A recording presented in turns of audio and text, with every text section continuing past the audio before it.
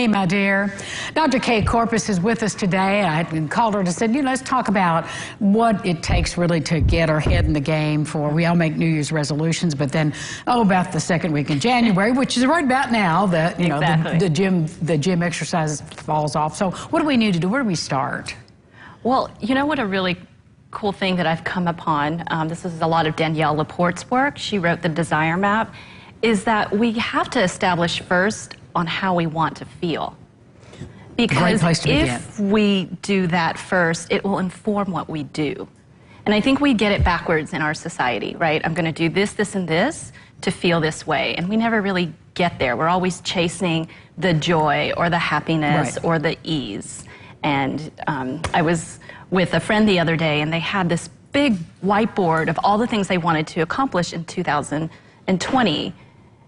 And their word was ease. And I thought, that does not look very easeful. What was the word? Their word was ease, to be of ease. They wanted more ease in their life. More ease, okay. But a whiteboard full of all of these things that they were going to do, which did not create the ease. So you could see where that was going to end up. None of those things on the list were going to be done. Right. Does that make sense? But I mean, I can see why you would be motivated, a person would be motivated to take that tact, but it's not gonna... It never works. That's why the New Year's resolution doesn't work. So with my students and with my patients, I've started asking them, how do you want to feel in 2020? What's what Danielle would say, your core desired feeling? And that's so important. But here's my question to you, Kay, especially when you're counseling people, as a doctor and as a yoga instructor. If someone has never felt good or made healthy decisions, maybe the last time they played was when they were in the 4th grade, and I'm serious, if you have no memory, no physical memory of what it feels like to be strong or healthy or positive, how do you get them to a place of recognition? You ask. You ask. And you can say things like, where does joy live in your body? What does it smell like to you?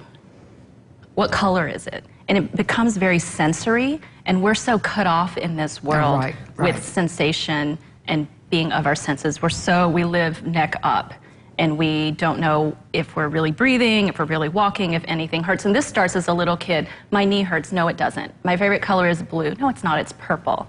I need to go to the bathroom. No, you don't. So we get disassociated from our true desires, how we really feel, very early on, and we need to start reconnecting that, because that will always lead you to the things you really want to do and that are sustainable. Well, let's talk about what that means when we say things like, and we hear this more and more, being mindful or being present. That's really what you're talking about, being aware of yourself. Correct, and aware of the self. So you need to create enough space and quiet so that you can ask those questions and hear what's actually being said. And it's really hard when you're moving so fast and have the list of things to do. There is no space. So the mindfulness, the quiet, will allow the self-reflection to actually happen so that you can arrive at the true answer.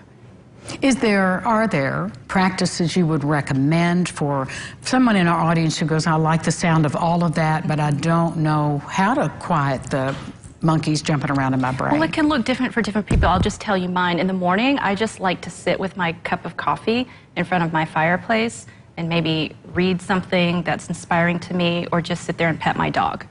It quiets my mind. It downregulates my nervous system.